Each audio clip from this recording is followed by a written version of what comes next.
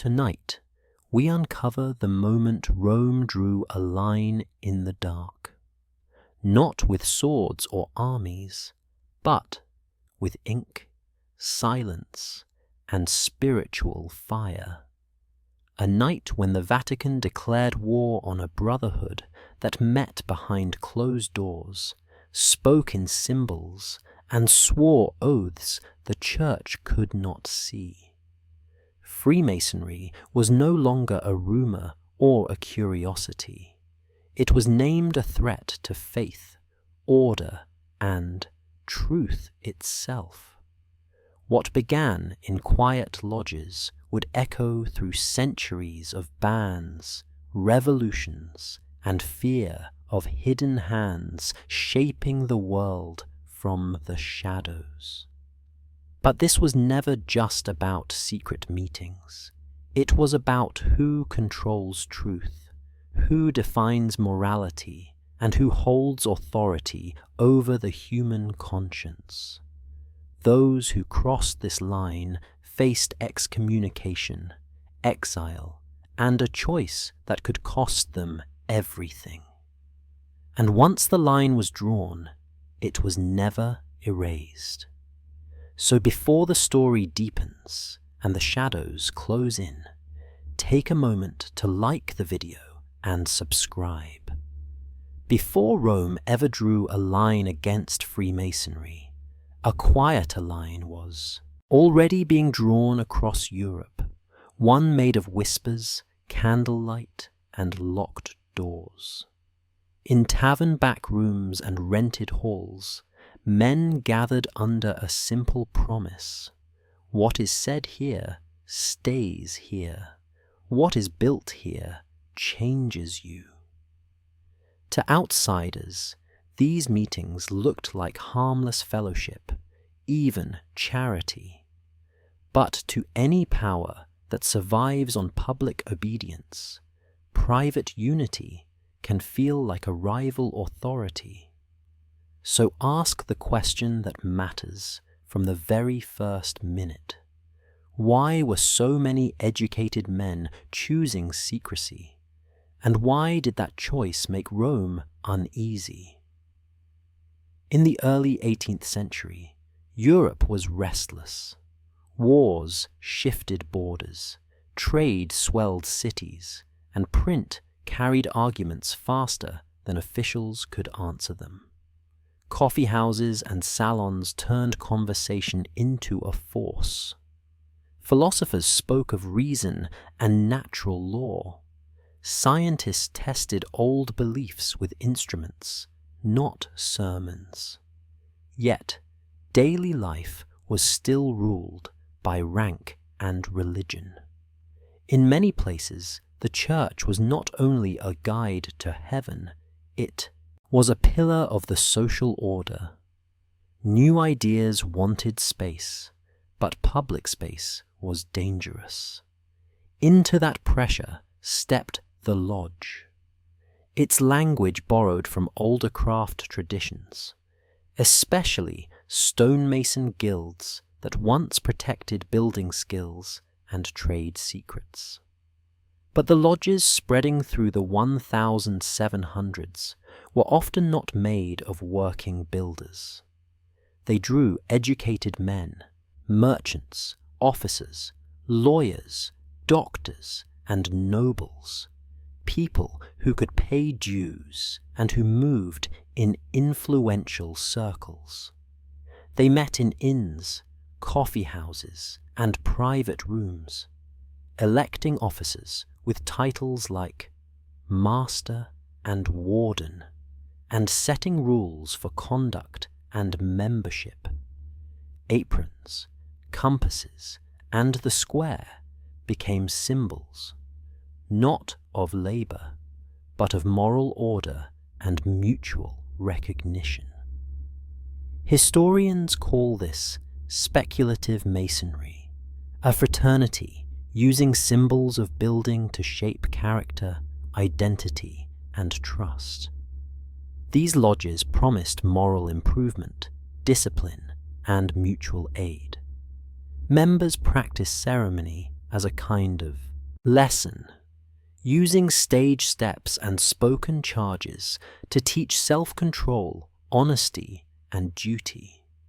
Many lodges raised funds for relief, especially for members and their families, and encouraged charity beyond the lodge when possible. But the same structure that made lodges attractive also made them suspicious. Secrecy was not an accident. It was a strict requirement. Oaths were sworn, passwords were shared, and a stranger could not simply walk in and listen.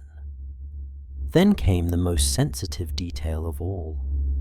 Lodges could include men from different Christian confessions, and sometimes men who tried to avoid confessional labels altogether.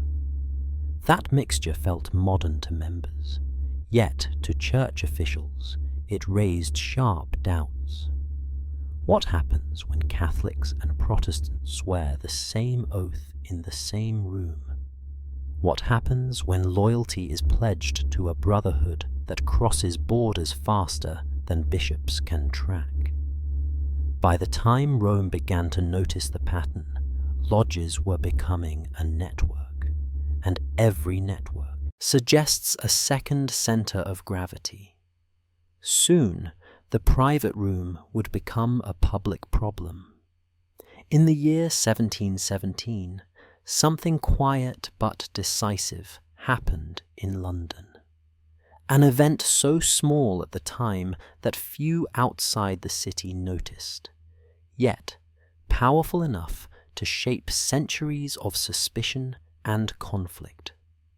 4 existing lodges met at the Goose and Gridiron Tavern and agreed to form a single governing body, later known as the Grand Lodge of London and Westminster.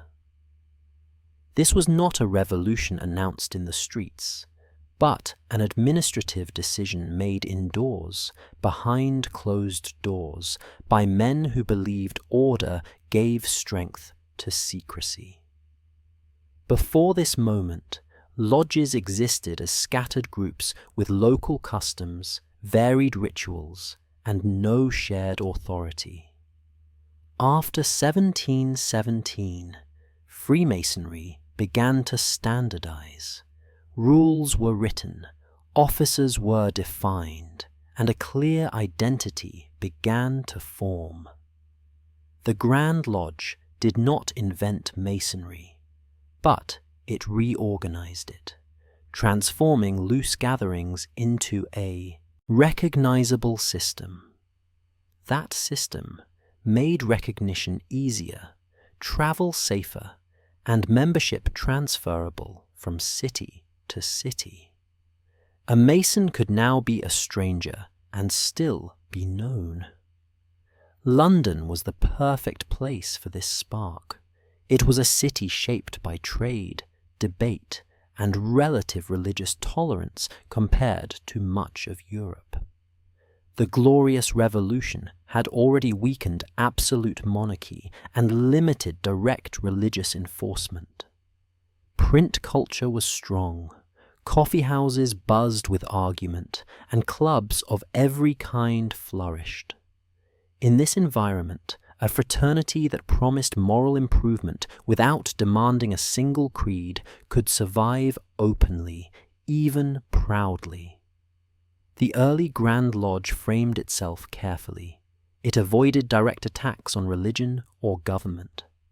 Its published constitutions spoke of obedience to the law and respect for God, described in broad terms as the great architect of the universe. This language was intentional. It allowed men of different Christian backgrounds to meet without theological conflict. But what felt like peace to members felt like vagueness to critics. To Rome, clarity mattered, and clarity meant doctrine, hierarchy, and visible authority. From London, The idea travelled quickly. British merchants carried lodge charters overseas. Military officers founded lodges in garrisons. Diplomats and travellers brought rituals and passwords into France, the Netherlands, and the German states. Within decades, lodges appeared in major European cities, often led by influential figures who admired English political balance and intellectual openness. The lodge became a symbol of the New Age, disciplined, rational, private, and self-governed. Yet, structure also meant permanence. Once the Grand Lodge existed, Freemasonry was no longer a passing trend. It could reproduce itself, defend its customs, and resist outside interference. Records could be kept, disputes settled, and identity protected. For institutions used to supervising public life, this was a warning sign. A parallel organization had formed, loyal to its own rules, invisible to outsiders, and spreading faster than approval. 1717 did not create enemies overnight, but it drew a clear outline. Freemasonry was no longer just a collection of meetings. It was now a body, with a center, a memory, and a future. Rome would decide how to respond to that future. After the spark in London, Freemasonry did not stay English for long. Ideas travel faster than borders, especially when carried by merchants, soldiers, and diplomats. By the early decades of the 18th century, lodges began appearing across Catholic Europe, in cities where the Church still shaped daily life, law, and belief. Paris saw some of the earliest continental lodges, followed by centers like Florence, Vienna, and eventually Rome itself. What had begun as an English experiment now stood inside territories long governed by papal authority. This spread was not accidental. British officers stationed abroad founded lodges in foreign cities. Travelling nobles brought rituals home after visits to London. Printed constitutions circulated quietly, translated and adapted for local use. In France, lodges attracted aristocrats, intellectuals, and military men curious about English political balance and philosophical openness. In Italian states, membership often overlapped with educated elites who moved between courts, universities, and salons. The lodge offered something rare, a private space not fully controlled by crown or altar. What immediately stood out was the mixture. In Catholic lands, religious identity was public and enforced. Yet, within lodges, Catholics could sit beside Protestants, and sometimes men who avoided labels altogether. They addressed each other as brothers, not as rivals in doctrine. For members, this was a sign of tolerance and modern thinking. For church officials, it was deeply unsettling. Unity without theology suggested a moral order outside the church, one that did not ask permission. The oaths added another layer of concern. Initiates swore to keep lodge matters secret, binding their word to unseen rituals and spoken formulas. In Catholic teaching, oaths carried serious weight and were meant to be taken under clear moral authority. When these promises were made in private rooms, overseen by no bishop and recorded in no parish book. Questions followed. Who judged the meaning of these vows? Who stood above them? Even architecture became symbolic. Lodges met in ordinary buildings, inns, rented halls, private apartments. There were no bells, no public signs, no sermons. Meetings happened at night, by candlelight, following procedures unknown to outsiders. Rumors filled the gaps left by silence. Some imagined political plotting, others suspected religious indifference. The truth varied by place, but the secrecy itself became the issue. In cities like Rome, the presence of lodges carried special weight. The Eternal City was not just another capital. It was the center of Catholic authority. That men could gather there under foreign charters and private rules was seen as a quiet challenge. Even when lodges claimed loyalty to the law, they existed beyond direct ecclesiastical supervision. For an institution built on visible hierarchy, invisibility was threatening. Still, fascination grew alongside suspicion. Lodges promised order in a changing world. They offered structure without rigid dogma, ritual without priesthood, and belonging without birthright. In an age of shifting ideas, that appeal was powerful. But every new lodge placed inside Catholic Europe tightened the tension. Rome was watching closely, weighing whether this growing network was merely a social fashion or something that questioned authority at its roots. As lodges multiplied inside Catholic lands, Rome did not react out of ignorance or panic, but out of a growing sense that something fundamental was shifting beneath the surface. For centuries, the Church had understood how power moved through Europe. Authority was visible, hierarchical, and public.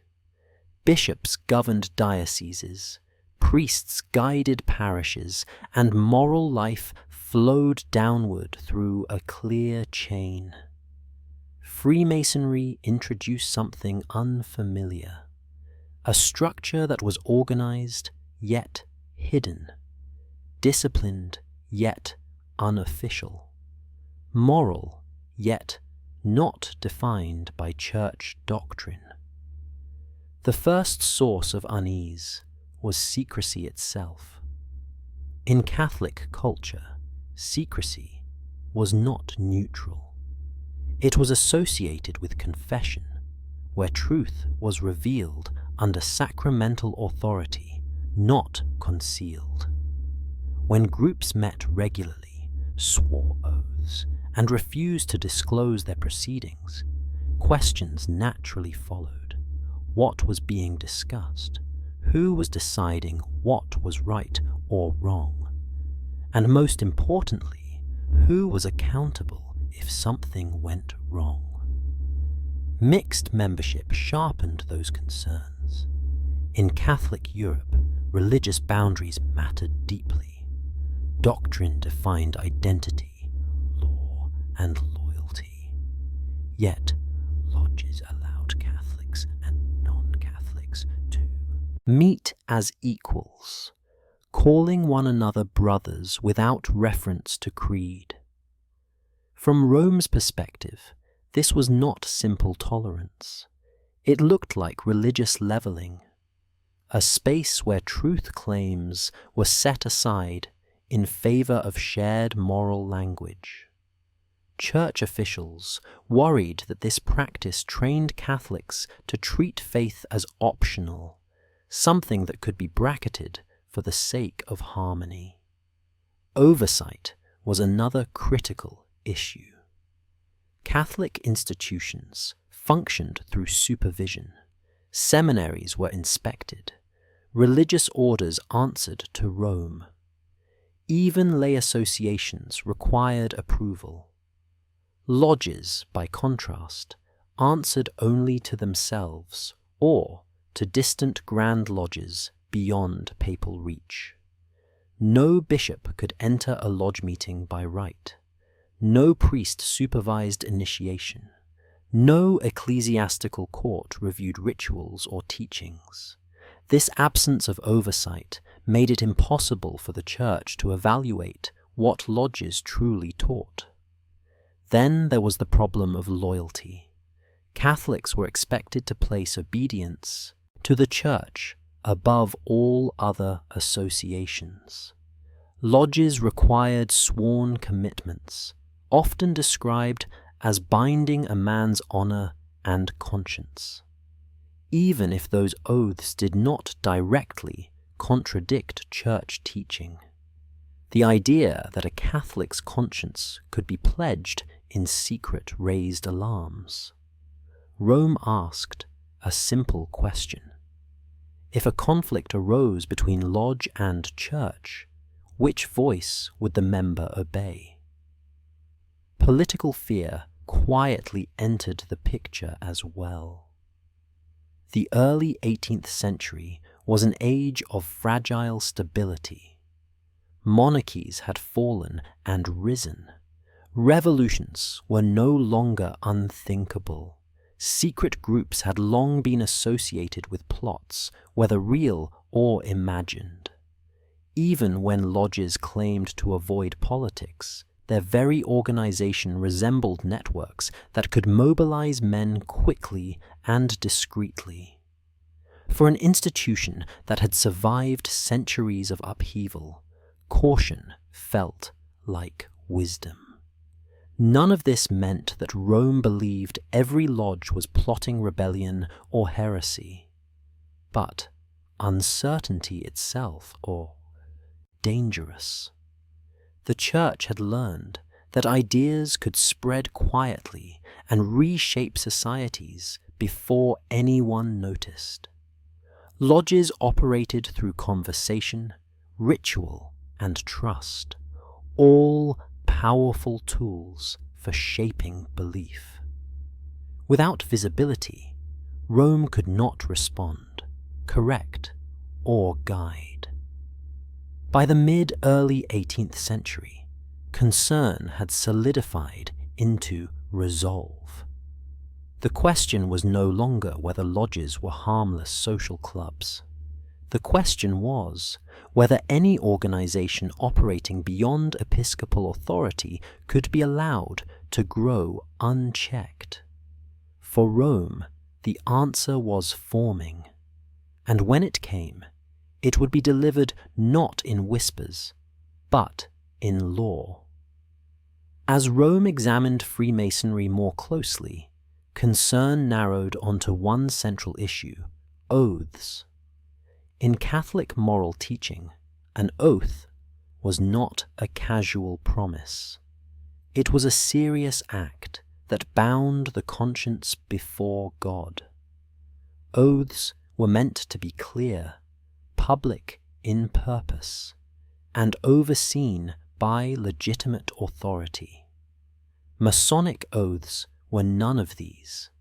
They were taken in private, sworn to unknown obligations, and administered by men with no ecclesiastical mandate. That alone was enough to raise deep alarm within the Vatican. Church officials asked what exactly a Catholic was promising inside a lodge. Ritual texts were not openly shared, and initiates were forbidden from revealing details. This secrecy meant Rome could not evaluate the content of the vows. Even if a lodge claimed moral intentions, the Church could not verify whether its teachings aligned with Catholic doctrine. From the Vatican's perspective, ignorance was not neutral. It was dangerous. The rituals themselves added to the unease. Freemasonry used symbolic ceremonies, staged progressions, and spoken charges meant to shape character and loyalty. In Catholic tradition, ritual had a clear place within the sacraments, administered by ordained clergy and tied directly to divine grace. When laymen created their own ritual systems outside church supervision, it looked like imitation at best and competition at worst. Rome worried that repeated lodge rituals could quietly form a parallel moral education. Obedience was the next concern.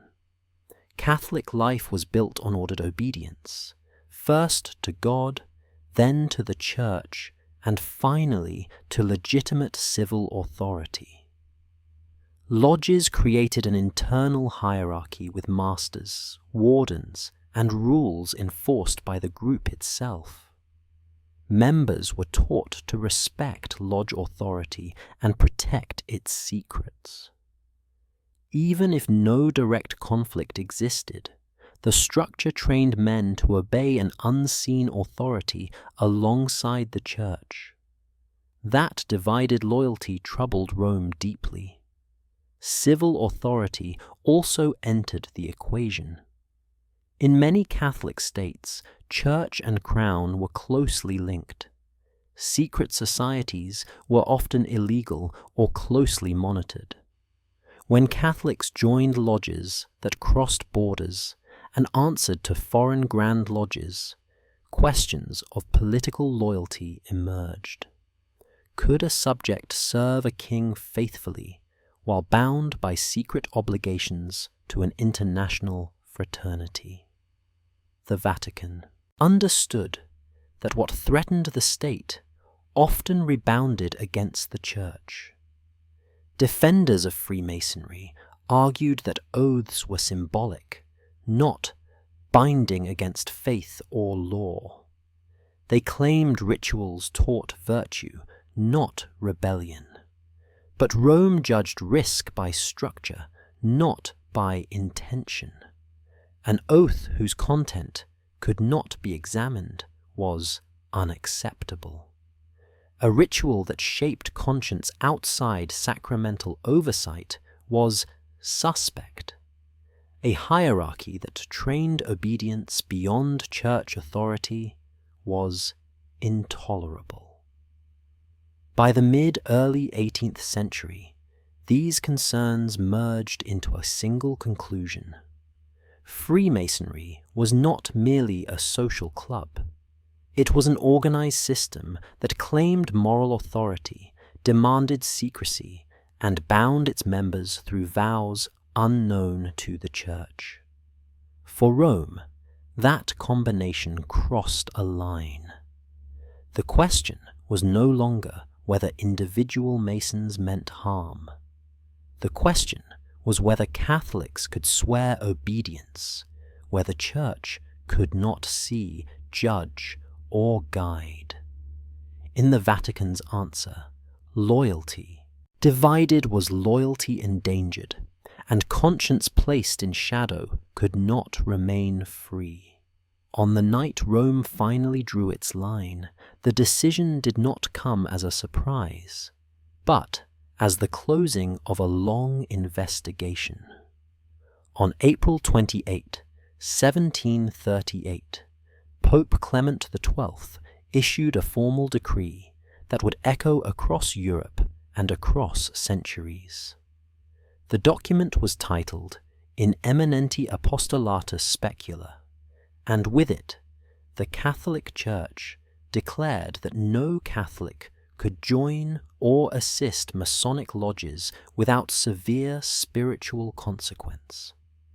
Excommunication was named clearly, not as a threat, but as a boundary.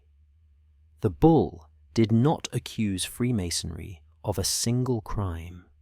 Instead, it listed a pattern of dangers. Secret meetings held without oversight, oaths sworn without clarity, members drawn from different religions, united without doctrine. Clement XII argued that such societies created confusion of conscience and weakened the unity of faith. For Rome, this was not about isolated behavior, but about structure. Any organization that operated in darkness, bound men by unknown vows, and answered to no visible authority, was incompatible with Catholic life. What mattered most was the act of joining itself. The bull made no exception for intention. Whether a Catholic joined out of curiosity, friendship, or charity did not matter. Membership alone was judged dangerous. By entering a lodge, a Catholic placed himself under rules and rituals the Church could not examine. That was enough to sever communion. In Rome's view, conscience could not be split between altar and lodge. The choice of excommunication was deliberate. This was the Church's strongest penalty, reserved for actions that threatened the soul and the body of believers. Clement XII wanted no confusion.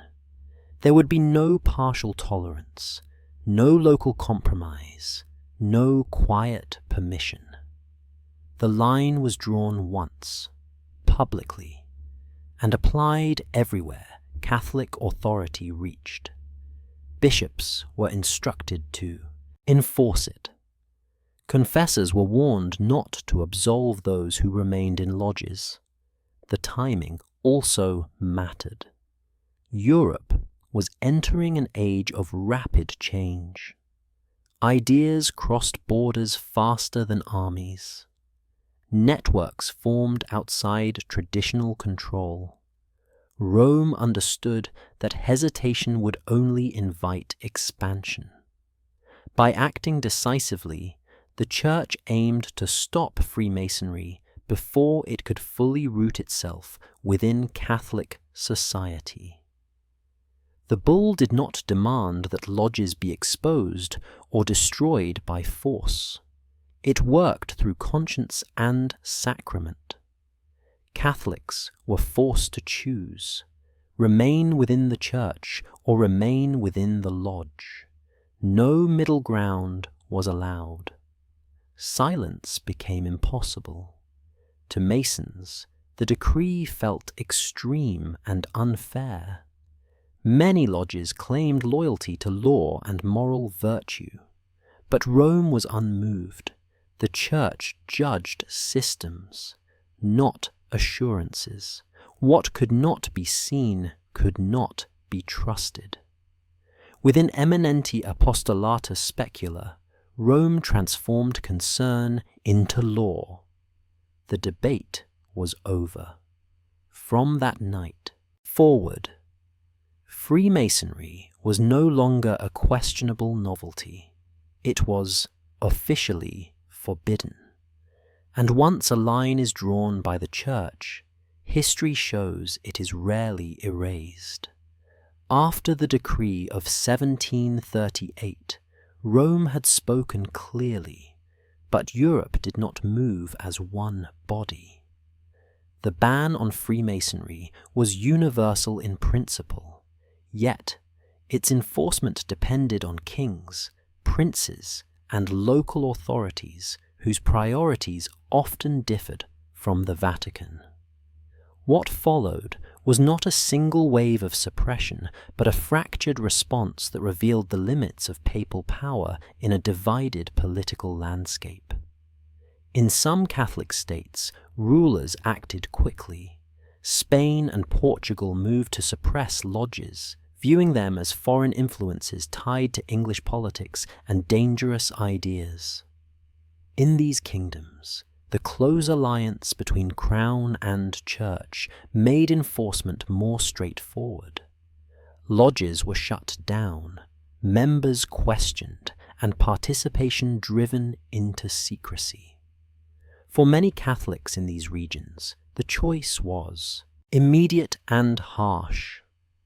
Obey Rome or face both spiritual and civil consequences.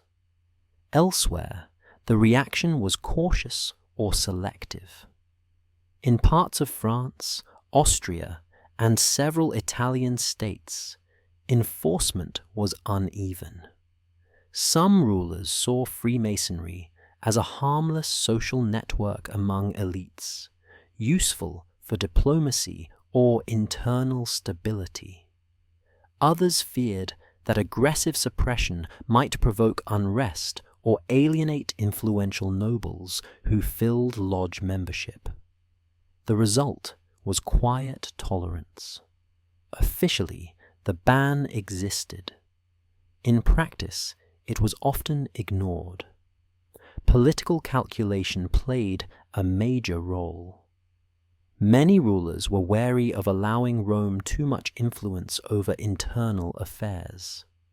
Enforcing the papal ban required cooperation with ecclesiastical courts and bishops, which could strengthen church authority at the expense of the state. In an age when monarchs were already limiting clerical power, some preferred to look the other way. Lodges survived by keeping meetings discreet and avoiding public attention. Patronage also mattered.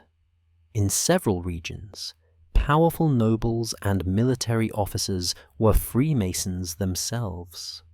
Their protection shielded lodges from scrutiny. When members included men close to the throne, enforcement became inconvenient. The ban echoed from Rome, but its sound softened as it traveled through layers of political interest. Freemasonry adapted quickly. Lodges reduced visibility, altered meeting locations, and tightened internal discipline. Membership became more selective. In some cases, lodges emphasized loyalty to the state to counter accusations of disloyalty. In others, they leaned into discretion, trusting silence to preserve survival. The ban, instead of ending Freemasonry, reshaped it. For the Church, this uneven response was troubling. A law without consistent enforcement risked becoming symbolic rather than effective. Catholics could see that consequences varied by region. Confusion followed. Some believed the ban was negotiable, others assumed Rome would eventually retreat. Neither assumption was correct. The Vatican watched carefully, noting where its authority held and where it faltered. The lesson was clear. A single decree could define doctrine, but it could not control politics. The ban had drawn a line, but Europe's rulers decided how sharply that line would cut. This uneven echo set the pattern for what followed. Freemasonry would persist, sometimes openly, sometimes hidden, shaped as much by political protection as by papal opposition. And Rome, realizing the limits of its reach, would respond not by retreating, but by repeating and reinforcing its judgment in the years to come. As papal condemnation hardened, Freemasonry did not collapse. It adjusted. When public tolerance faded and scrutiny increased, lodges across Catholic Europe began to retreat from visibility. This shift was not sudden, but deliberate. Meetings became quieter. Records became thinner. Admission became more cautious. Freemasonry moved from being a fashionable curiosity into a guarded association shaped by pressure. One of the first changes was selectivity. Lodges that once welcomed a wide circle of educated men began to narrow their doors. Candidates were vetted carefully, often through personal recommendation rather than open invitation. Curiosity seekers were discouraged. Loyalty and discretion became prized above numbers. This shift reduced exposure and strengthened internal trust. But it also changed the character of the lodges themselves. Meeting places also changed. Public taverns and visible halls were abandoned in favor of private residences or rented rooms with no obvious connection to Masonic activity. Times were adjusted to avoid notice. Language became cautious, even among members. Silence was treated not as secrecy alone, but as survival. In regions where enforcement was harsh, lodges sometimes ceased formal meetings altogether, maintaining contact only through personal networks. At the same time, Freemasonry grew, closer to broader intellectual currents of the Enlightenment. This was not because lodges were political clubs, but because many members already moved within circles of writers, scientists, and reform-minded thinkers. Ideas about reason, natural law, and moral improvement circulated through books and correspondence, and lodges became one place where such ideas could be discussed privately. As official institutions resisted change, informal networks gained importance. This connection deepened the Church's concern. What Rome feared was not only secrecy, but influence. When lodges became quiet meeting points for educated elites, they appeared less as social clubs and more as nodes in a larger web of thought.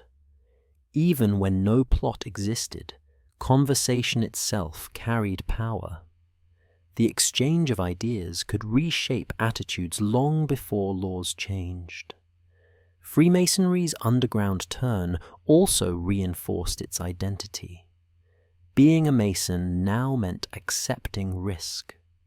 Membership implied awareness of opposition and a willingness to endure it. This gave lodges a sense of purpose forged by resistance. The ban that aimed to weaken Freemasonry instead sharpened its boundaries and strengthened its inner cohesion.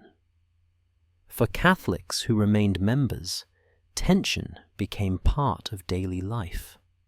Confession, communion, and lodge obligations no longer sat comfortably together.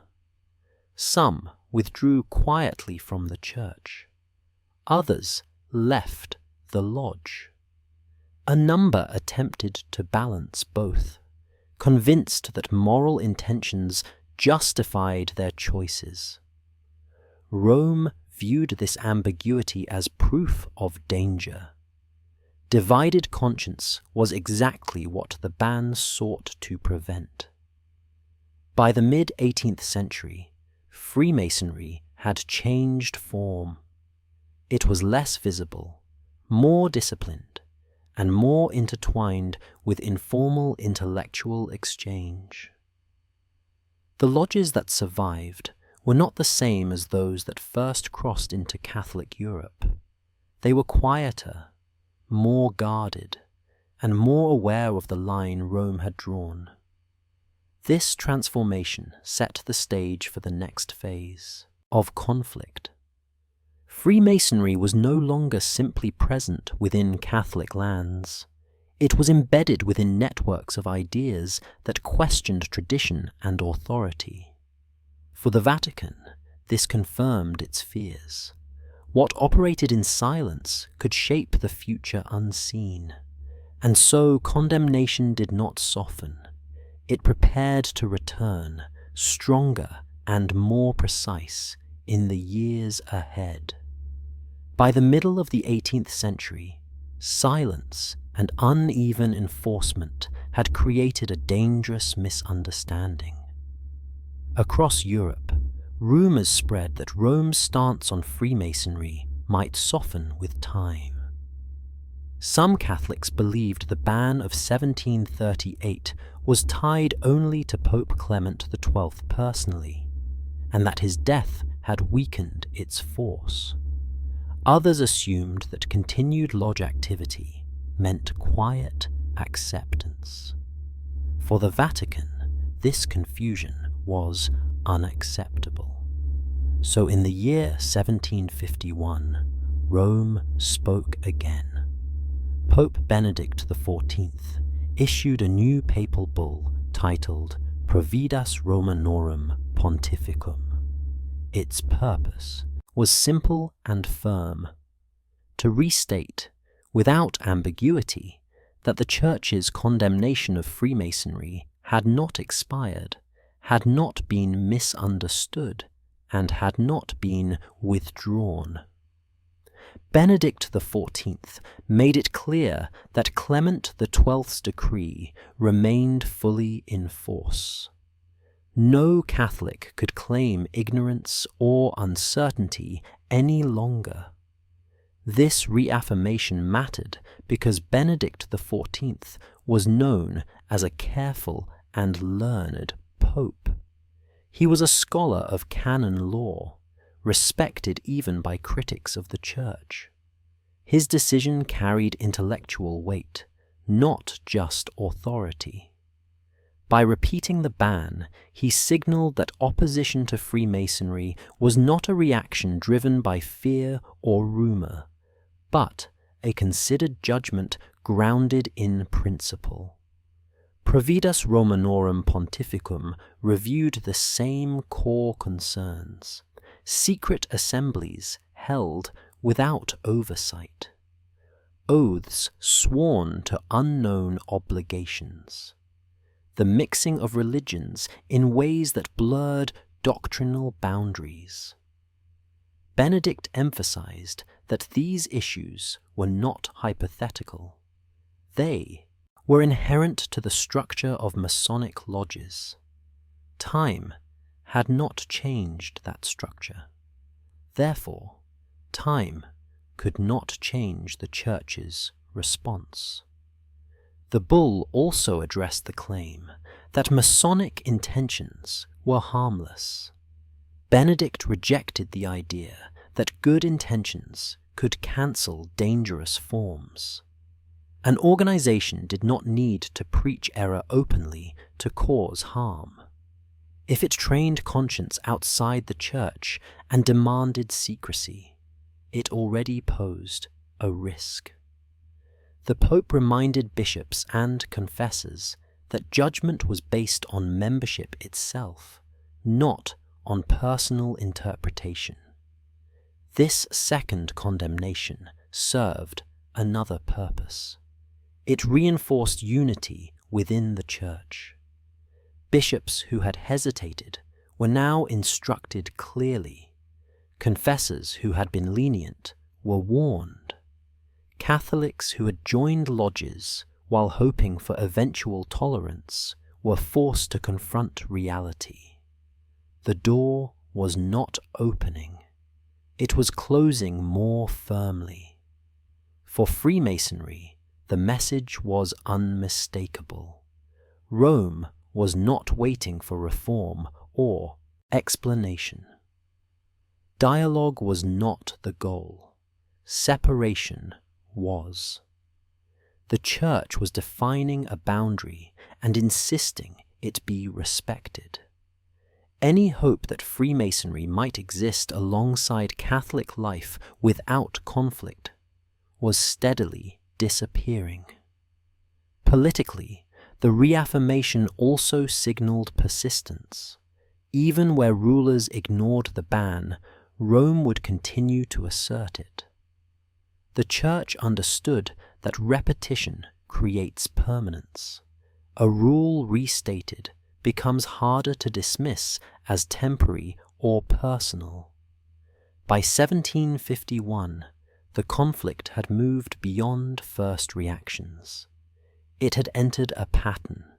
Freemasonry adapted. Rome responded. Each step clarified the divide. With Providas Romanorum Pontificum, the Vatican declared that time would not erode its position. The line drawn in 1738 was not fading. It was being carved deeper into the Church's law and memory. As the 18th century moved forward, the world around Rome was changing faster than doctrine ever had. The Enlightenment was not a single movement, but a pressure building across Europe. Writers questioned inherited authority. Scientists trusted observation over tradition. Philosophers argued that reason, not obedience, should guide society. These debates did not stay on paper. They seeped into courts, universities, and salons, quietly reshaping how educated people saw power, faith, and the state. For the Church, this shift felt dangerous. Catholic teaching rested on revealed truth and sacred authority. The Enlightenment emphasized human reason and natural law. Where the Church spoke of eternal order, Enlightenment thinkers spoke of progress. Where Rome valued hierarchy, Enlightenment voices questioned it. Even when these ideas did not directly attack religion, they weakened the habit of submission that had supported religious life for centuries. Freemasonry increasingly appeared at the crossroads of these currents. Not because lodges issued political manifestos, but because they gathered the very people engaged in these debates. Writers, lawyers, physicians, and officers discussed new ideas in private, away from pulpits and official oversight. The lodge did not create Enlightenment thought, but it provided a discreet space where such thought could circulate freely. Rome began to see a pattern. Ideas that challenged tradition often moved through informal networks rather than public institutions. Secret societies fit this pattern too well to ignore. Even when lodges claimed neutrality, the Church suspected they functioned as engines of dissent, places where loyalty to established order slowly eroded through conversation rather than confrontation. The relationship between Church and state also came under strain. Enlightenment rulers promoted reforms that reduced clerical influence. Laws limited church courts. Education shifted toward secular control. In some regions, monasteries were closed or restructured. To Rome, these reforms looked connected. The same spirit that questioned kings also questioned bishops. And behind that spirit, the Church increasingly believed stood networks that thrived in secrecy. Freemasonry became a symbol in this struggle. It represented organization without approval, morality without sacrament, and unity without creed. Even when individual lodges avoided politics, their existence suggested an alternative way of ordering society. That suggestion alone was threatening in an age when ideas were powerful enough to topple regimes. The Church's reading of Freemasonry hardened accordingly. It was no longer seen only as a problem of oaths and secrecy. It was now viewed as part of a wider cultural shift that placed human reason above divine authority. Rome did not need proof of conspiracy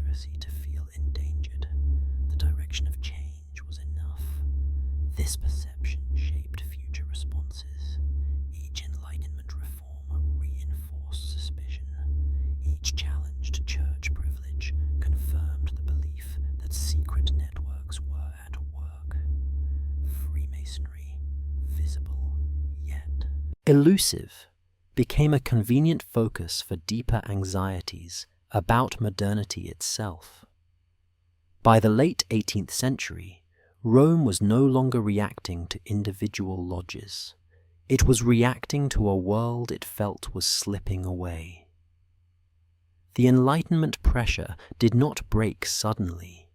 It pressed slowly, steadily, reshaping minds long before laws changed. And in that slow transformation, the Vatican increasingly saw secret societies not as side notes, but as quiet accelerators of dissent. As revolution swept across Europe, Rome's fears took on a sharper edge. What had once seemed like abstract debates about reason and authority now turned into crowds in the streets, thrones collapsing, and churches stripped of power. The late 18th century showed how quickly ideas could become action. For the Church, this was no longer theory, it was lived experience. The French Revolution marked a turning point. In the year 1789, the old order in France unraveled with stunning speed. The monarchy fell. Clerical privileges were abolished. Church property was seized. Priests were forced to swear loyalty to a new civil order or face exile and death. Religious life was not simply reformed, it was attacked.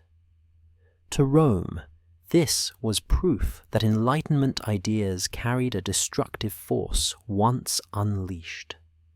In this atmosphere, suspicion intensified. Many revolutionary leaders had ties to lodges, though Freemasonry itself was not a single cause of revolution. Yet, the overlap mattered symbolically. Secret meetings, shared language of fraternity, networks that crossed borders. These features looked disturbingly familiar. The Church did not claim that lodges planned revolutions step by step. Instead, it believed they helped prepare minds to accept radical change. Anti-clerical politics deepened that fear. Revolutionary governments openly challenged the authority of the Church, portraying it as an enemy of freedom and progress. In some regions, monasteries were dissolved. Religious education was replaced. Public worship was restricted or mocked. From Rome's view, this hostility did not arise spontaneously. It grew from years of quiet cultural shifts nurtured in private spaces. Freemasonry became linked to this narrative, not as the sole actor, but as a carrier of attitudes that weakened respect for sacred authority. Even when individual Masons opposed violence, the Church saw the lodge as a training ground for secular loyalty. Brotherhood replaced parish. Moral discussion replaced catechism. Reason replaced revelation. The collapse of old regimes reinforced these concerns. Monarchies that had long protected the Church fell or retreated. New governments promoted secular law over religious tradition. In this chaos, Rome looked for causes as well as consequences. Secret societies offered a simple explanation for a complex transformation. They symbolized the unseen forces shaping events from behind the scenes. This did not mean the Church was blind to social injustice or political failure. But revolution convinced Rome that gradual erosion of authority could lead to sudden collapse. Ideas mattered, conversations mattered, networks mattered. What happened in private could overturn what stood in public. As a result, anti-Masonic rhetoric hardened. Freemasonry was increasingly described not only as spiritually dangerous, but socially corrosive. It was framed as part of a broader movement that undermined throne and altar alike. Even where proof was indirect, fear filled the gaps. By the end of the Revolutionary Age, the Vatican's stance had shifted from caution to conviction. The Church no longer saw Freemasonry as merely problematic. It saw it as entangled with the forces that had dismantled an entire world. In an era defined by upheaval, hidden hands became an explanation for visible ruin, and once that belief took root, it would shape Rome's response for generations to come. After the fall of Napoleon, Italy did not find peace. It found fragments. Kingdoms were restored, borders were redrawn, and foreign powers tightened their grip over the peninsula. The Congress of Vienna promised stability, but for many Italians, it delivered disappointment. Censorship returned. Old rulers reclaimed thrones. Hopes of unity and reform were pushed underground. In that darkness, new secret fires began to burn. One of the most important of these movements was the Carbonari. Emerging in the early 19th century, the Carbonari were not Freemasons in a formal sense, but they borrowed heavily from secret society culture. They used initiation rituals, symbolic language, passwords, and hierarchical cells. Their name referred to charcoal burners, an image chosen to suggest humble labor and hidden work. Like lodges, they met in secrecy, sworn to silence, bound by oaths that placed loyalty to the group above public authority. The goals of the Carbonari were openly political. They sought constitutional government, national independence, and limits on absolute power. In a land divided among kingdoms, duchies, and foreign rulers, these aims resonated widely. Members included soldiers, intellectuals, professionals, and even clergy. The movement spread rapidly through central and southern Italy, particularly in Naples and the Papal States. To Rome, this was alarming. What troubled the Vatican was not only the Carbonari's political aims, but their method. The line between political conspiracy and secret society culture blurred almost completely. The same features that had made Freemasonry suspect now appeared in movements openly challenging established order. Secrecy, oaths, unseen leadership, and cross-regional networks became tools of revolution. In the Church's eyes, this confirmed long-held fears. The presence of Freemasons within Carbonari ranks deepened suspicion. Although the two were distinct, overlaps existed in membership and symbolism. This allowed critics to link them together in public imagination. Secret societies became a single category, associated with rebellion, disorder, and hostility toward the Church. Whether fair or not, perception mattered. For the Papal States, the threat was direct. Carbonari activity targeted territories ruled by the Pope himself. Plots and uprisings in the years 1820 and 1821 shook Rome's confidence. Even when revolts failed, they revealed how deeply organized opposition had become. The Vatican no longer faced abstract ideas. It faced organized cells operating within its own lands. This period hardened Rome's position further. Secret societies were no longer theoretical dangers. They were active forces destabilizing governments and challenging ecclesiastical authority. The distinction between moral fraternity and political conspiracy collapsed in the Church's analysis. What mattered was the shared structure, secrecy, and loyalty demanded by these groups. Italy's secret fires burned unevenly, flaring and fading as revolts were, crushed and leaders arrested. But the damage to trust was lasting. For Rome, the lesson was clear. Secret societies, whether cultural or political, could not be separated from the chaos they enabled. Even when they spoke of liberty, they operated in darkness.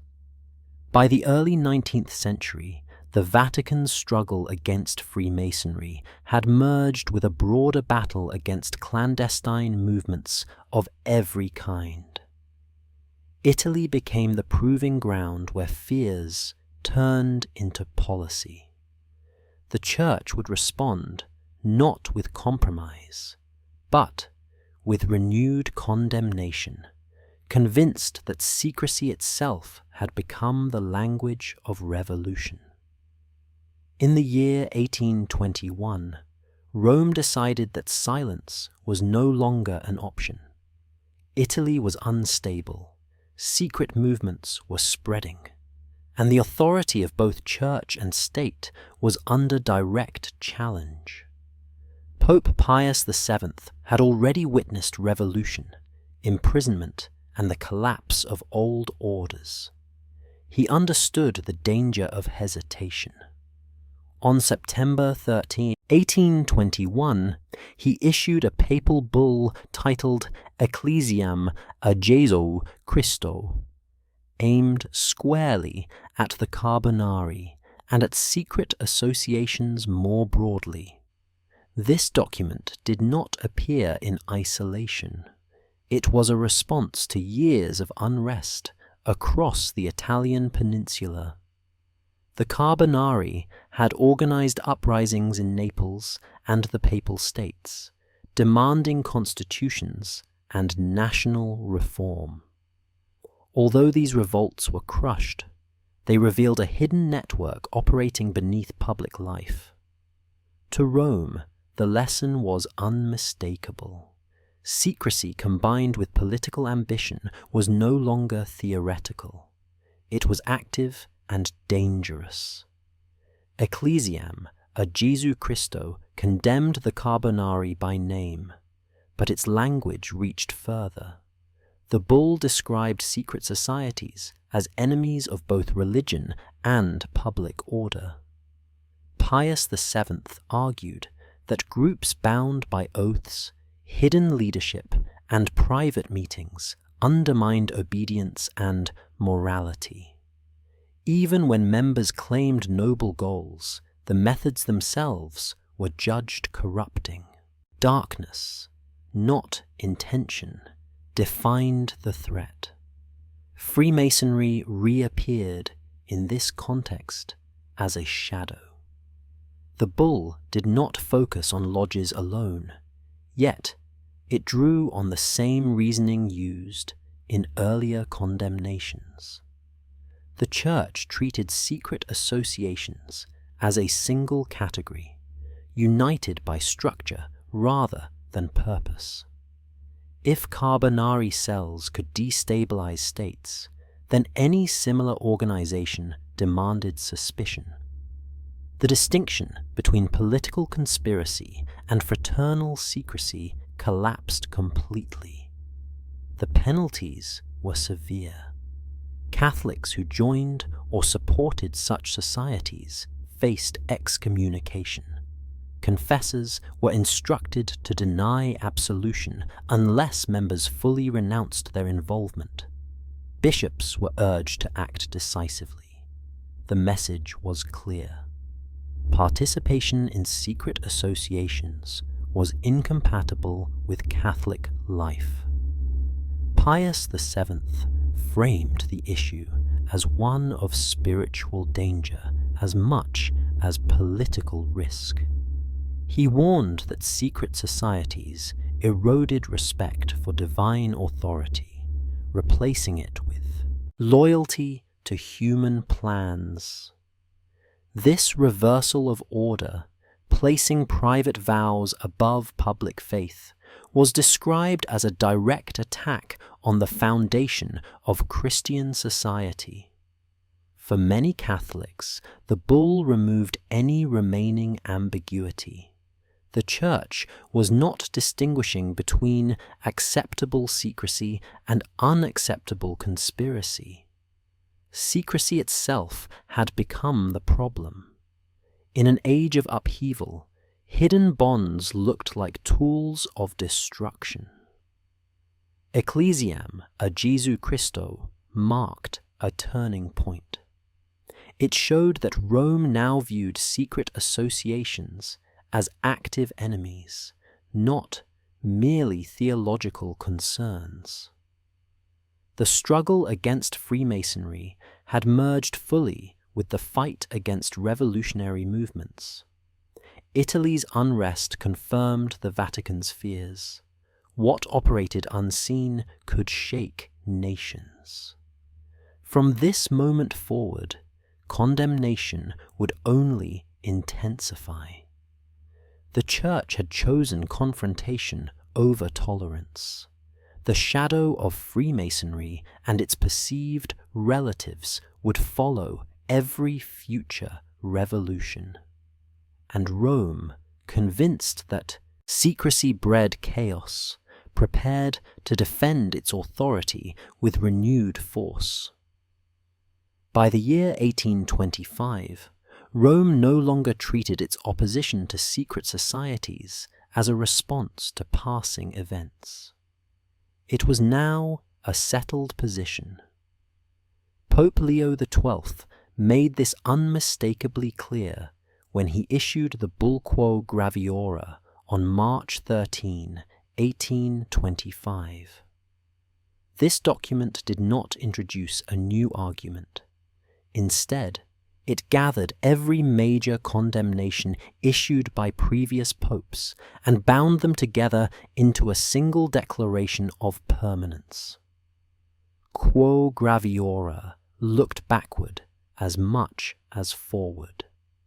Leo XII reviewed the bans issued by Clement XII, Benedict XIV, and Pius VII, presenting them not as isolated judgments, but as a continuous and unified teaching. The message was deliberate. The Church had not reacted emotionally. It had observed, judged, and reaffirmed across generations. This was no temporary policy shaped by fear. It was doctrine shaped by experience. The bull emphasized that time had not weakened the danger posed by secret societies. If anything, events had confirmed Rome's warnings. Revolutions, uprisings, and clandestine movements had multiplied rather than faded. Leo XII argued that organizations bound by secrecy, oaths, and unseen leadership consistently produced disorder, regardless of the ideals they claimed. Patterns mattered more than promises. Freemasonry remained central to this judgment. Even when not named alone, it was clearly included within the broader category of forbidden associations. The Church treated the lodge as part of a lineage of secret groups that challenged legitimate authority. By placing Freemasonry within this historical chain, Quo Graviora removed any remaining hope that reform or time might soften Rome's stance. The word perpetual carried weight. Leo XII made clear that the ban was not linked to a specific pope, political moment, or local crisis. It applied everywhere and indefinitely. Catholics could no longer argue that circumstances had changed. The Church's position was fixed. Participation in secret societies was incompatible with the faith, not temporarily, but by nature. The bull also reinforced enforcement. Bishops were reminded of their duty to act. Confessors were warned again not to absolve members who refused to leave secret associations. The Church sought consistency after decades of uneven application. A perpetual law required consistent obedience. For Catholics who had hoped the conflict would fade, Quo Graviora ended that illusion. The door was closed not just for the present, but for the future. Loyalty demanded clarity. One could not belong to both worlds. By issuing Quo Graviora, Leo XII transformed opposition into permanence. The struggle between Rome and Freemasonry was no longer a debate unfolding in time. It was a settled boundary. From that moment on, the ban existed not as a reaction, but as an enduring line written into the Church's understanding of authority, conscience, and order. By the end of the 1820s, Rome began naming what it believed lay beneath secrecy, revolution, and divided loyalty.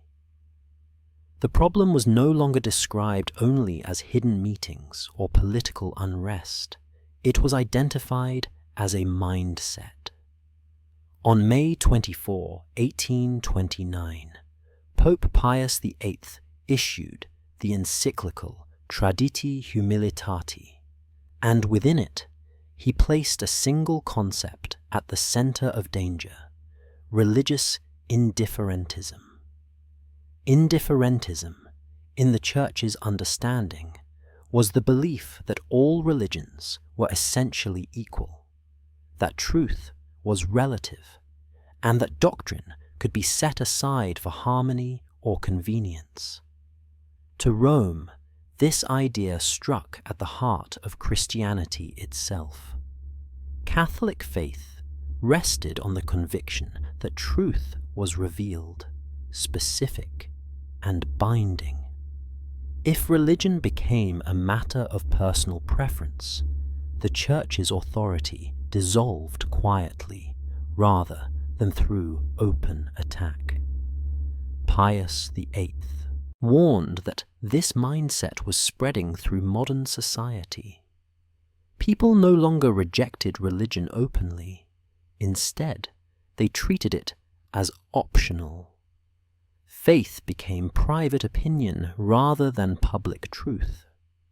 Obedience weakened not through rebellion, but through neglect. The Pope described this as more dangerous than direct persecution, because it worked slowly, shaping conscience without resistance. Freemasonry appeared again in this framework. While Traditi Humilitati did not focus exclusively on lodges, the language mirrored long-standing critiques of Masonic culture. Lodges emphasized moral agreement over doctrinal unity. Members of different faiths met without resolving theological differences. God was described in broad terms acceptable to all. To the Church, this practice trained Catholics to separate morality from revealed truth. Rome did not accuse every Mason of rejecting Christianity. Instead, it argued that participation in such environments normalized indifference. When Catholics learned to treat religious differences as unimportant inside lodges, they risked carrying that attitude back into their faith. Over time, belief weakened, not because it was challenged, but because it was no longer defended. Pius VIII framed indifferentism as a social illness. It undermined families, education, and governance by removing shared moral foundations. If truth became negotiable, authority became fragile. The Pope warned that societies built on convenience rather than conviction could not endure. This teaching reinforced earlier bans. Secret societies were no longer condemned only for their secrecy or political potential. They were condemned as schools of indifference. The Church believed that even peaceful lodges could damage souls by reshaping how people understood truth itself. For Catholics living in modern Europe, the message was clear. The danger of the age was not only revolution, but erosion. Faith could be lost quietly, replaced by polite agreement and moral generalities.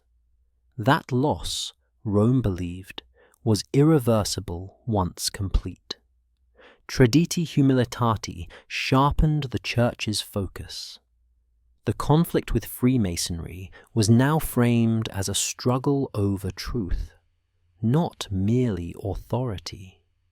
Indifferentism became the name for everything Rome feared about modern society. And secret societies, by their structure and language, stood accused of spreading it one conscience at a time.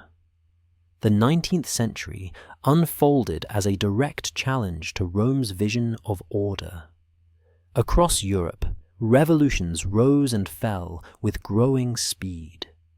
Monarchies weakened, constitutions spread, national movements demanded unity and self-rule. Liberal ideas about freedom, equality, and secular governance moved from books into streets. For the Vatican, this was not simply political change. It was a cultural assault on the foundations of ecclesiastical authority. Rome increasingly interpreted these movements through a single lens. Modern liberal ideology, in the Church's view, did not arise spontaneously. It was cultivated through networks that operated outside traditional institutions. Secret societies became symbols of this process. They were seen as places where ideas hostile to the Church were refined, protected, and quietly spread.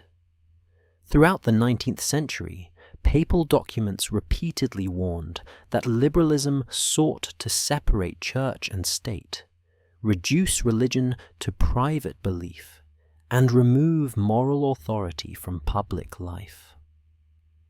These goals aligned closely, in Rome's analysis, with the structure and culture of secret associations. Lodges trained men to value fraternity over doctrine, progress over tradition, and autonomy over obedience. Even when no single lodge planned rebellion, the mindset they encouraged appeared aligned with liberal aims. The revolutions of 1848 deepened this conviction. Across Europe, uprisings demanded constitutions and national rights.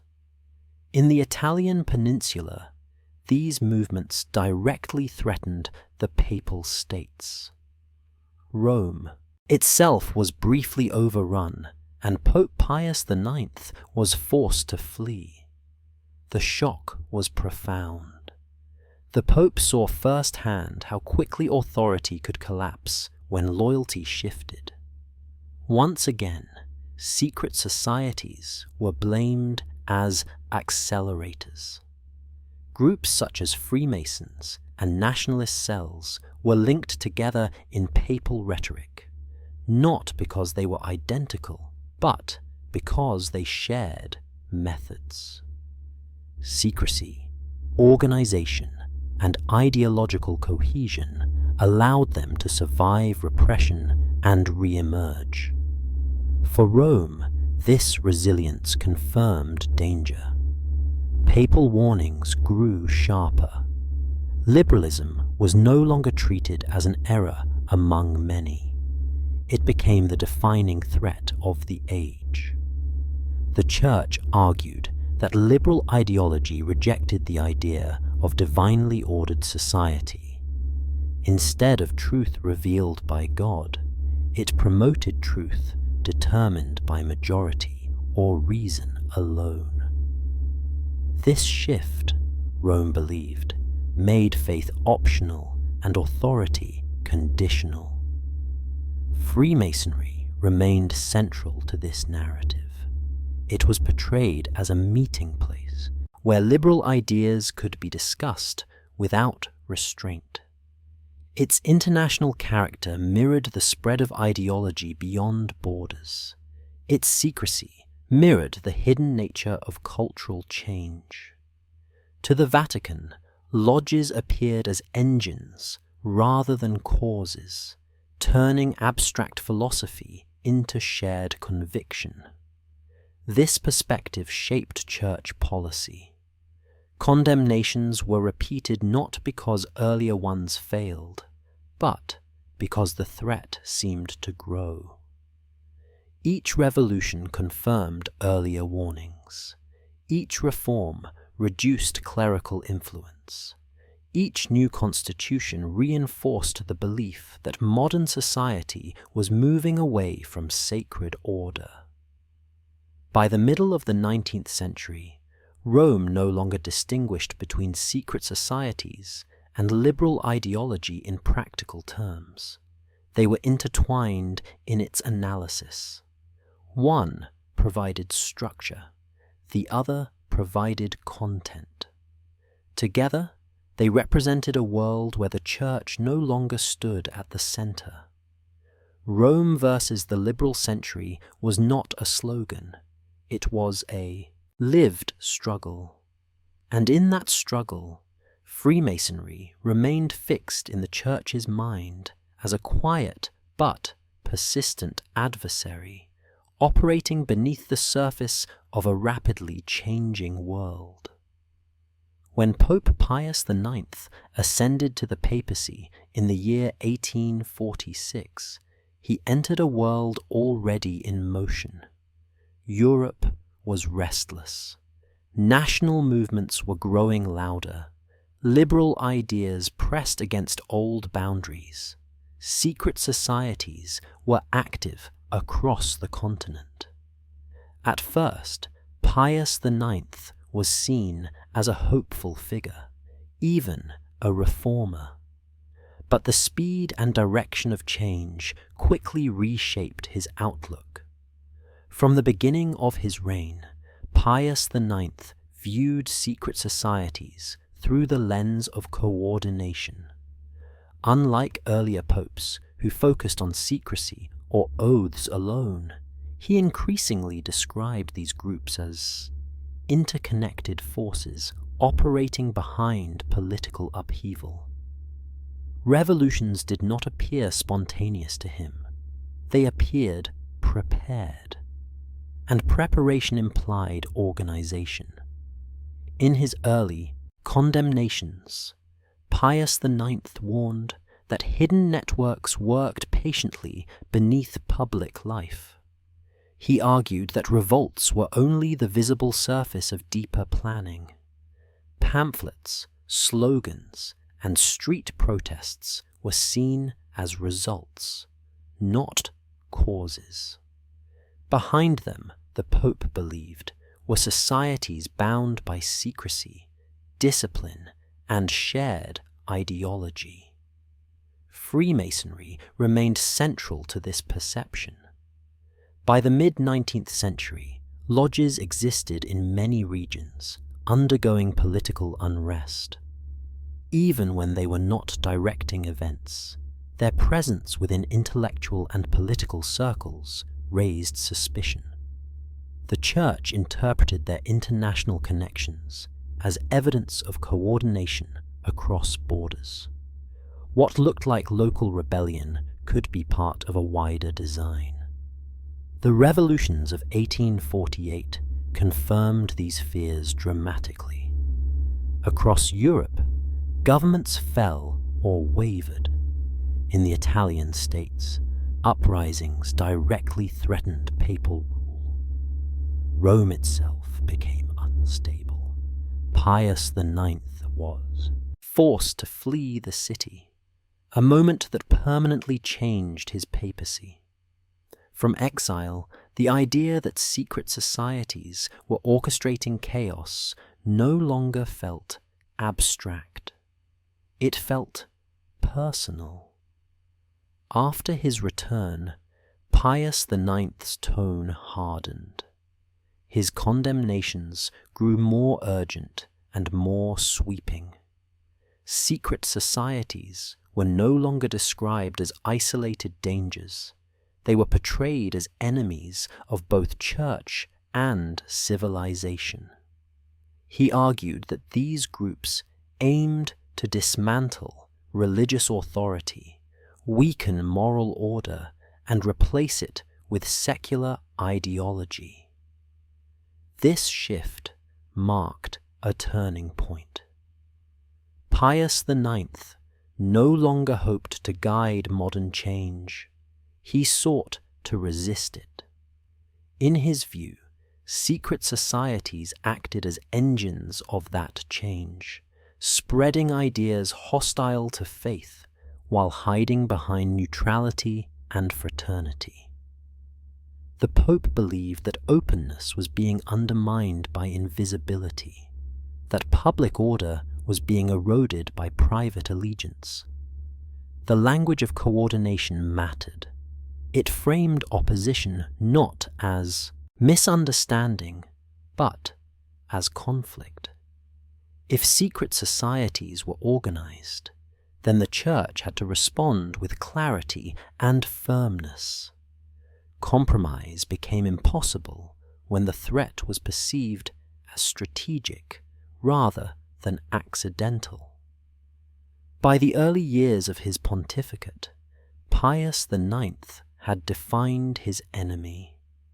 Political upheaval, liberal ideology, and secret societies merged into a single narrative. They were not separate forces, but parts of one movement pulling the world away from sacred authority. This worldview would shape the rest of his long reign. What began as cautious concern became entrenched opposition. And as Europe continued to change, Pius IX prepared the Church not to adapt quietly, but to stand against a century he believed was being guided from the shadows. By the year 1864, Rome decided that warnings alone were no longer enough. The Church believed it was facing a coordinated wave of ideas that threatened faith, authority, and social order at once. Pope Pius IX responded with two powerful documents issued together, the encyclical Quanta Cura and the Syllabus of Errors. These texts marked one of the strongest confrontations between the Catholic Church and the modern world. Quanta Cura addressed what Pius IX called the false principles of the age. It rejected the idea that human reason alone could define truth. It condemned the belief that church and state should be fully separated. It denied that religious belief was merely a private opinion with no claim on public life. For Rome, these ideas were not neutral reforms. They were errors that undermined the very foundation of Christian society. Attached to this encyclical was the Syllabus of Errors, a list of propositions the Church formally condemned. The syllabus rejected secular education without religious guidance, unrestricted freedom of thought, and the claim that the Pope should reconcile himself with modern progress. Each point reflected a deep fear that faith was being pushed out of public life step by step. Although Freemasonry was not named in every line, church leaders frequently associated these condemned ideas with Masonic influence. Lodges were seen as places where secular thinking, moral relativism, and anti-clerical attitudes circulated freely. In Rome's analysis, Freemasonry did not need to issue manifestos. It functioned as a carrier of modern errors, shaping how elites thought long before laws changed. The timing of these documents mattered. The Papal States were shrinking. Italian unification was advancing. Rome itself would soon be absorbed into a new secular nation. Pius IX saw these losses not only as political defeats, but as spiritual consequences of ideas he believed had been cultivated for decades. Quanta Cura framed the struggle as one of truth versus illusion. The Church argued that freedom without truth became chaos. Equality without God erased moral order. Progress without faith led society away from salvation. These warnings were not offered as debate, but as declarations. For Catholics, the message was stark.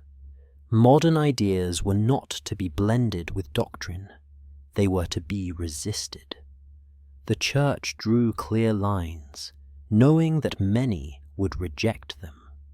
Compromise, in Rome's view, would only hasten decline. The association with Freemasonry hardened further. Secret societies were now seen not just as organizational threats, but as philosophical engines. They represented a worldview where religion was reduced, authority questioned, and tradition replaced by human judgment. The Syllabus of Errors shocked many outside the Church. Critics called it reactionary. Supporters called it necessary clarity. Either way, it confirmed that Rome was not retreating. It was bracing itself. With Quanta Cura and the Syllabus, the Church openly confronted what it called modern errors. It named the battle and chose its ground. And in that confrontation, Freemasonry remained firmly positioned in the Church's mind as a shadow behind the secularizing currents reshaping the world. The year 1870 marked a rupture that Rome could not undo. When Italian forces entered the city and absorbed it into the Kingdom of Italy, the Papal State ceased to exist. What had once been both a spiritual and temporal power was reduced to a spiritual authority without territory. For the papacy, this was not merely a political loss. It was an existential shock that reshaped how every previous conflict was understood. For centuries, the Pope had ruled lands, commanded armies, and governed civil life. Temporal power had given the Church independence from kings and protection against pressure. With Rome taken, that shield vanished. Pope Pius IX declared himself a prisoner within the Vatican, refusing to recognize the legitimacy of the new order. The physical walls remained, but sovereignty was gone. In this moment, all earlier fears seemed confirmed. The Church believed it was witnessing the final outcome of modern errors it had warned against for decades. Nationalism had triumphed over sacred authority. Secular government had replaced religious rule. Ideas once debated in salons and lodges now marched with soldiers through Rome's gates. The association with secret societies hardened further. Many leaders of Italian unification had connections to clandestine movements. Even when these links were indirect, symbolism mattered. To the Vatican, the fall of the Papal States appeared as the visible victory of forces long operating beneath the surface. What began as private discussion had ended in public seizure. This loss transformed the conflict with Freemasonry and similar groups. Opposition was no longer only about doctrine or discipline. It was about survival. The Church now viewed itself as surrounded by a hostile modern world that sought to confine faith to private life. The struggle became one between sacred continuity and secular dominance. The capture of Rome also reshaped Catholic identity. Without territory, the papacy emphasized moral authority more strongly than ever. The Pope's voice became the Church's primary weapon. Condemnations of secret societies, liberalism, and secular ideology took on new urgency. What was once resistance became defiance. For Catholics, the moment was confusing and painful. The Pope had lost his lands, yet claimed greater spiritual authority than before. Loyalty to the Church now meant resisting a state that ruled the very city of the Pope. The line between faith and politics blurred completely. Rome's fall also ended any illusion of reconciliation with modern nationalism. The Church no longer hoped to guide the new order. It positioned itself against it.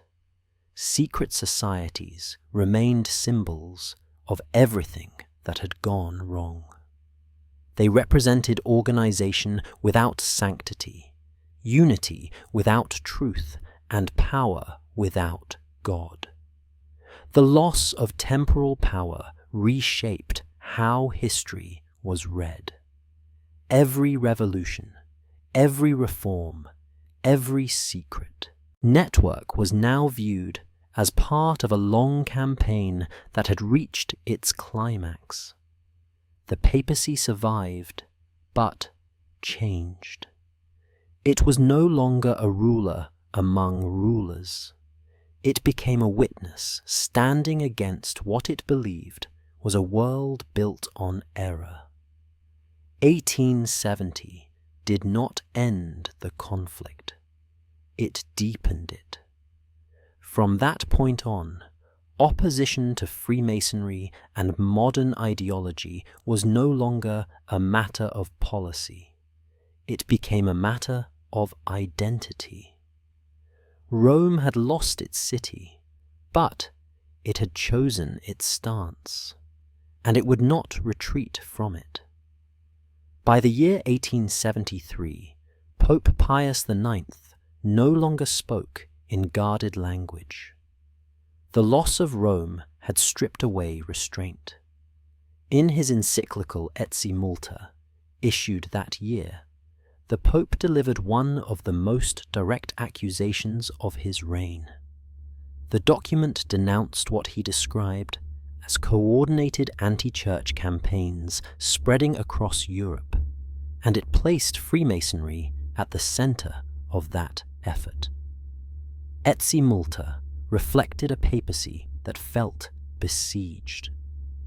Catholic institutions were under pressure in multiple countries. Religious orders were suppressed, church property was confiscated, education was secularized, clergy were mocked or sidelined. To Pius IX, these actions did not appear isolated or accidental. They appeared patterned, and patterns suggested organization. In the encyclical, the Pope argued that hostility toward the Church shared common language, timing, and methods across borders. Laws passed in one country resembled those in another. Attacks on religious authority followed similar arguments. For Rome, this uniformity pointed to coordination rather than coincidence. Freemasonry was identified as the thread connecting these efforts. Unlike earlier documents that spoke indirectly, Etsi Multa named Freemasonry explicitly as a driving force. Pius IX described lodges as centers where hatred of the Church was cultivated and spread. He accused them of promoting secularism, undermining obedience, and encouraging governments to marginalize religion. The Pope did not claim every Mason acted the same way, but he argued that the organization as a whole worked toward anti-Christian ends. This accusation was rooted in recent experience. After the capture of Rome, Italy passed laws restricting church influence. Similar measures appeared in Germany, Switzerland, and elsewhere. The Vatican saw these developments as attacks on religious freedom disguised as progress. Freemasonry, with its international reach and private organization, appeared capable of coordinating such pressure quietly. Etsi Multa framed the struggle as moral warfare. Pius IX warned Catholics that the Church faced enemies who did not fight openly. Instead, they worked through legislation, education, and culture. By the time resistance formed, the damage was already done. Secrecy, in this view, was not neutral. It was strategic. The encyclical urged bishops to remain vigilant and united. It warned the faithful not to be deceived by claims of neutrality or tolerance. According to the Pope, movements that promised liberty often delivered exclusion, pushing religion out of public life. Freemasonry was presented as a school of such thinking, training men to view the Church as an obstacle rather than a guide. Critics outside the Church accused Pius IX of paranoia. Supporters saw clarity. What mattered was that Rome had crossed a threshold. It was no longer content to condemn ideas in abstract terms. It was naming actors. Etsi Multa marked the peak of confrontation under Pius IX. The Pope spoke as a ruler who had lost his state, but not his voice. His accusation transformed the conflict into a direct moral indictment. Freemasonry was no longer a background concern. It was placed at the center of a narrative explaining the Church's losses. From that point forward, the relationship between Rome and Freemasonry was defined by open hostility. Dialogue was impossible. Trust was gone. What remained was a hardened conviction that the Church was facing not random opposition, but an organized campaign working patiently in the shadows of modern Europe. By the year 1884, the Church decided to explain itself fully.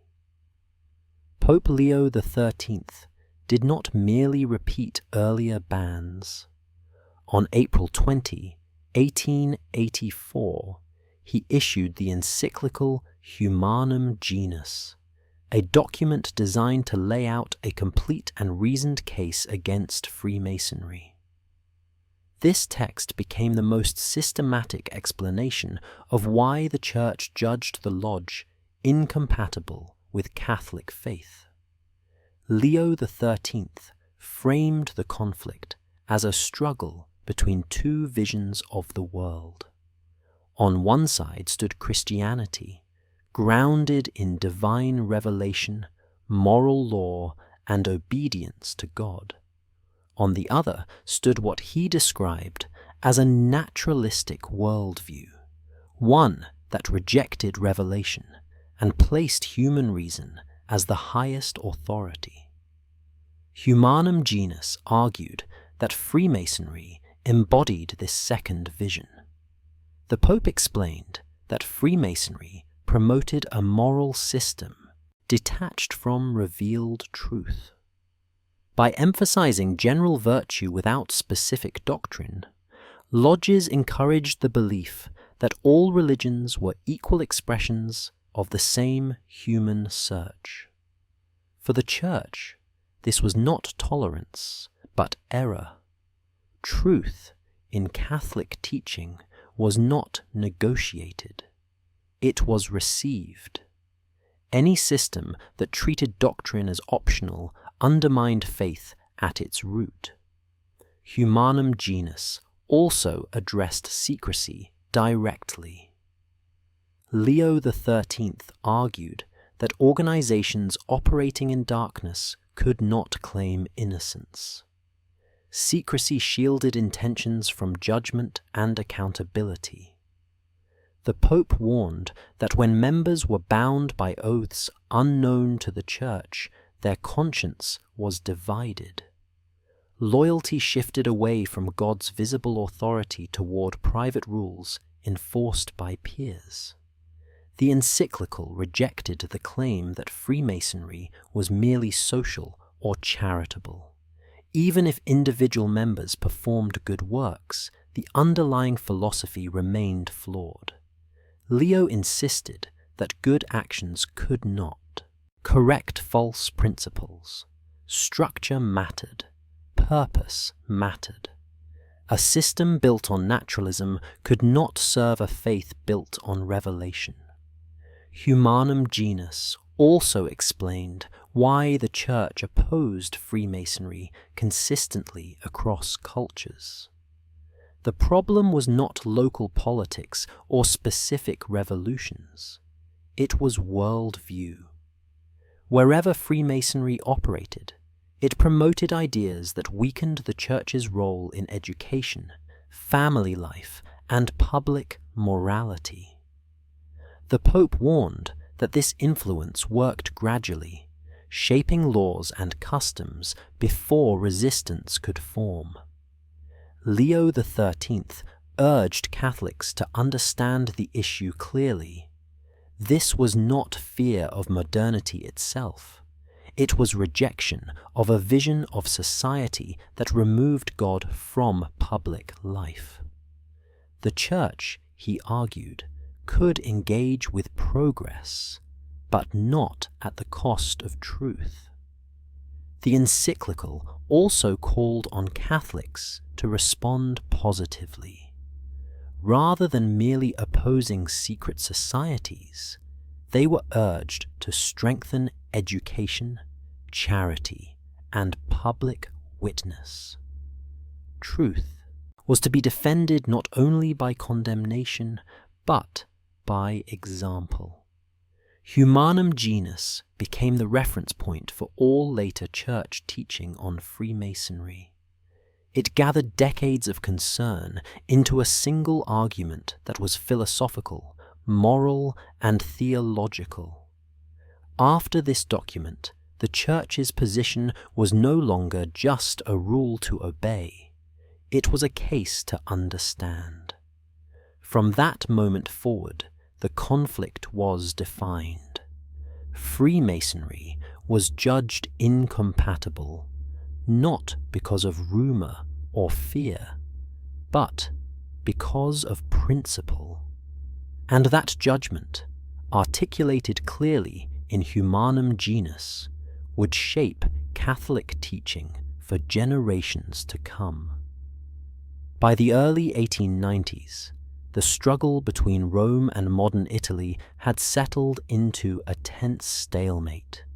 The Papal States were gone, Rome remained under Italian rule, and the Church faced a nation shaped by secular law. In this environment, Italy became more than a political challenge. It became the primary battleground for influence over culture, education, and public life. Pope Leo XIII addressed this directly in 1892 with the encyclical Custodi di quella fede. This document was aimed specifically at Italian Catholics. Leo XIII recognized that condemnation alone was no longer sufficient. Freemasonry, in the Church's view, had become embedded in the institutions of the Italian state. Education systems, civic organizations, and professional networks increasingly reflected secular values Rome associated with Masonic influence. The response, therefore, had to be practical, as well as doctrinal. Custodi di quella fede urged Catholics not to withdraw from society in despair. Instead, Leo called for organized resistance through lawful and visible means. Education was central to this effort. Catholic schools were presented as essential defenses against what the Pope described as moral confusion.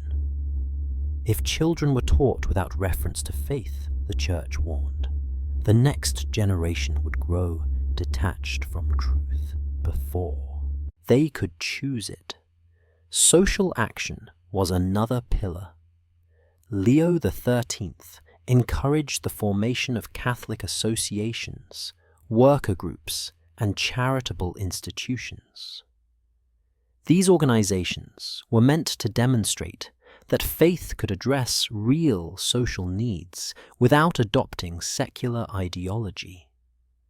The Church sought to counter Freemasonry not by secrecy, but by presence.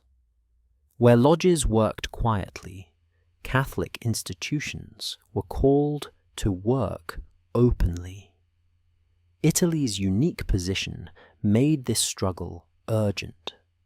It was the homeland of the papacy, yet governed by a state Rome viewed as hostile. For Italian Catholics, loyalty was complicated.